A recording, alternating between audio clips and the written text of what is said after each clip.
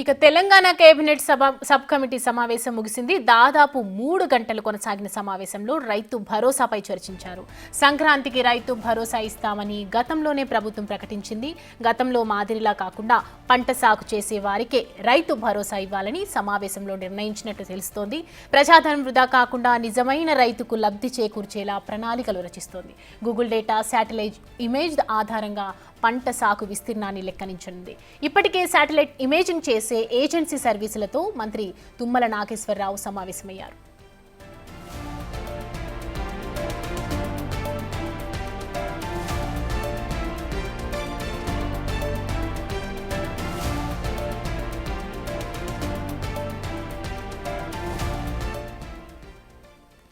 ఇక ఈ అంశానికి సంబంధించి మరిన్ని అప్డేట్స్ మా అసోసియేట్ ఇన్పుట్ ఎడిటర్ నగేష్ అందిస్తారు. నగేష్, చెప్పండి, అంటే గతంలో ఎలాంటి తప్పులైతే జరిగాయో ఈ ప్రభుత్వంలో అలాంటి తప్పులు జరగకుండా గూగుల్ డేటా అలాగే శాటిలైట్ ఇమేజ్ ఆధారంగా ఈ పంట సాగు విస్తీర్ణాన్ని లెక్కించి మరి రైతులకు సరైన న్యాయం చేసే విధంగా ఈ ప్రభుత్వం చేస్తోంది. మరి దీని గురించి అప్డేట్స్ ఏంటి? రైతు భరోసా పైన 3 గంటల సేపు కేబినెట్ సబ్ కమిటీ సమావేశమైంది. పంట పండించే ప్రతి రైతుకు రైతు భరోసా ఇవ్వాలని చెప్పి చర్చ జరిగింది.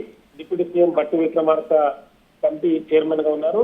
పొంగులేటి శ్రీనివాస్ రెడ్డి, తుమ్మల, అలాగే శ్రీధర్ బాబు ప్రస్తుతం మంత్రులుగా వీళ్ళంతా హాజరయ్యారు. రైతు భరోసా సంబంధించి విధి విధానాలు రూపొందించాలని చెప్పి ప్రభుత్వం భావించింది.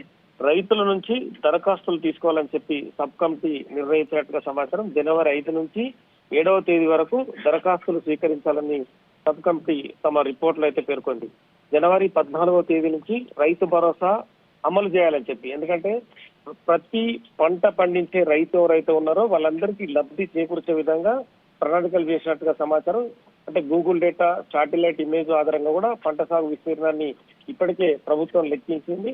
ఆ ఇమేజింగ్ చేసే ఏజెన్సీ సర్వీసులతో కూడా గతంలో మంత్రి తుమ్మల సమావేశమయ్యారు. అంటే గతంలో అయితే బీఆర్ఎస్ గవర్నమెంట్ లో 10 ఏళ్ల పాటు రైతు బంధు పేరిట గుట్టలకి, టీడీఆర్లు ఇచ్చిన ల్యాండ్లకి, అలాగే అసలు పంట సాగు చేయని రైతులకు కూడా రైతు బంధు అమలు చేశారు. అప్పుడు 1000 కోట్ల రూపాయలు వృధాగా వెళ్లిపోయిన పరిస్థితి. అంటే గతంలో మాదిరి కాకుండా పంటలు ఎవరైతే సాగు చేస్తున్నారో ఆ రైతులకు మాత్రమే రైతు భరోసా ఇవ్వాలని చెప్పి కరాఖండిగా నిర్ణయించారు. ఎందుకంటే అలా చేయడం వల్ల ఎవరైతే రైతు పొలంలో ఉండి దుక్కి దున్ని పంట పండించుకుంటున్నారో ఆ రైతుకు లాభం జరుగుతుంది. ఆ ప్రభుత్వం ఇచ్చే డబ్బులు కూడా వాళ్ళకు విలువైనగా భావిస్తారని చెప్పి వీళ్ళు కేబినెట్ సబ్ కమిటీ భావించింది.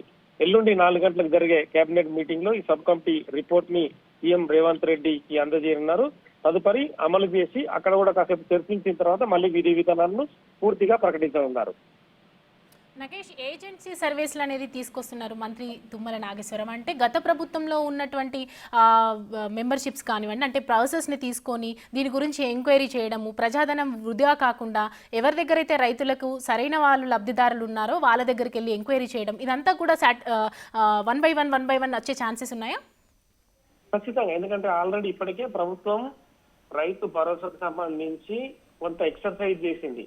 అంటే తెలంగాణ రాష్ట్రంలో పంట పండించే రైతులు ఎంతమంది, రైతు బంధు గతంలో తీసుకొని పంట సాగు చేయని రైతులు ఎంతమంది అనేది కూడా ఇప్పటికే వాళ్ళు ఒక ఫీడ్బ్యాక్ తీసుకున్నారు. ఎవరైతే పంట పండించే రైతు ఉన్నారో అతనికి ఆ రైతు భరోసా అప్పచెప్తే కనుక మళ్ళీ భవిష్యత్తులో ఆయన ఉత్సాహంగా మళ్ళీ పంట పండించుకోవడం, ఆ డబ్బులు అతనికి విలువ అయ్యే విధంగా వాళ్ళకు ఉంటుంది. కానీ గతంలో మాత్రం ఎవరికి రైతు బంధు అనేది ఇష్టం వచ్చిన రైతులు 100 ఎకరాలు ఉన్నా, 150 ఉన్నా, 1000 ఎకరాలు ఉన్నా, 1500 ఎకరాలు ఉన్నా కూడా రైతు బంధు ఇచ్చారు. చాలా మందికి గతంలో ధరణికి సంబంధించిన అంశంలో అక్రమాలు జరిగాయి. చాలా మంది రైతులు ధరణిలో ఎక్కారు. ధరణిలో ఎవరైతే ఉన్నారో వాళ్ళందరికీ పూర్తిగా రైతు బంధు అమలు చేసిన పరిస్థితి. 1000 కోట్ల రూపాయలు వృధా అయ్యాయని చెప్పి కూడా ఒక రిపోర్టు కూడా కాంగ్రెస్ ప్రభుత్వం దగ్గర ఉంది. ఈ నేపథ్యంలోనే రైతు భరోసా ఇచ్చే రైతులు అంటే 5 ఎకరాల 10 ఎకరాల ఏంటనేది కూడా కట్టాపు నిర్ణయించలేదు. ఎల్లుండి జరిగే కేబినెట్ మీటింగ్ లో దానిపైన కూడా తుది నిర్ణయానికి రానున్నారు. సో మొత్తానికైతే ఓవరాల్ గా అది 5 ఎకరాలు ఇస్తారా, ఎవరైతే పంట పండించే సాగు రైతుకు 10 ఎకరాలు ఇస్తారనేది ఎల్లుండి తుది నిర్ణయం అయితే జరగనుంది. కానీ ఫైనల్ గా సబ్ కమిటీ నిర్ణయించిన విషయం ఏంటంటే రైతు పండించే పంట ఎవరైతే రైతు పొలంలో ఉండి దుక్కి దున్ని అతను వడ్లు పండించడమా ఇంకా ఏదన్నా పంట వేయడమా ఆ సాగు చేసే రైతుకి రైతు భరోసా మాత్రం ఈ దఫా మాత్రం ఖచ్చితంగా పడుతుంది. నగేష్, అంటే అసెంబ్లీలో మొన్న రైతు భరోసాకు సంబంధించి బిల్లు ప్రవేశపెట్టిన కొద్ది రోజుల్లోనే ఇలా అమలుకి రావడము, ఈరోజు మీటింగ్ జరగడము, రైతు భరోసా సంక్రాంతి నాటికి మంచి బెనిఫిట్తో రావడం అనేది రైతులకి ఎలా ఉంది? అంటే స్పందన ఏ విధంగా ఉంది రైతుల నుంచి? అంటే రైతు భరోసాకు సంబంధించి ఇప్పటికే చాలా మంది రైతులు అయితే ఎదురు చూస్తున్నారు తెలంగాణలో. అంటే రైతు భరోసాకు సంబంధించి కొంతమంది రైతుల అభిప్రాయాలను కూడా ప్రభుత్వం సేకరించింది. ఎందుకంటే జిల్లాల వారీగా ఎమ్మెల్యేలు కానీ మంత్రులు ఇచ్చే ఫీడ్బ్యాక్ కానీ, జిల్లా కలెక్టర్లు కూడా స్థానికంగా ఉన్న ఆర్డీఓల్ని ఎంఆర్ఓల నుంచి కూడా ఫీడ్బ్యాక్ తీసుకుంది. చాలా మంది రైతులు ఇచ్చే ఫీడ్బ్యాక్ ఏంటంటే అసలు పంటలు పండించని రైతులకు 100 ఎకరాలు, 150 ఎకరాలు, 50 ఎకరాలు, 60 ఎకరాలు అలాంటి వాళ్లకు డబ్బులు ఇవ్వడం వల్ల ఉపయోగం ఏంటి?